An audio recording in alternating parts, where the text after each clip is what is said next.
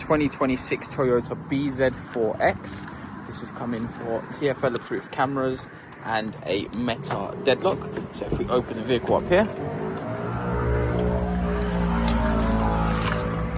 with the system, if we go to start the vehicle, we have no power on the system itself, and the steering wheel is heavy.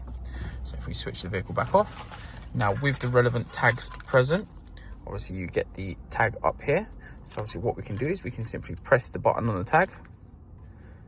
Once we have our fast flashes, we can now simply start the system, and it will say ready up on the top, and then that allows us to drive the system.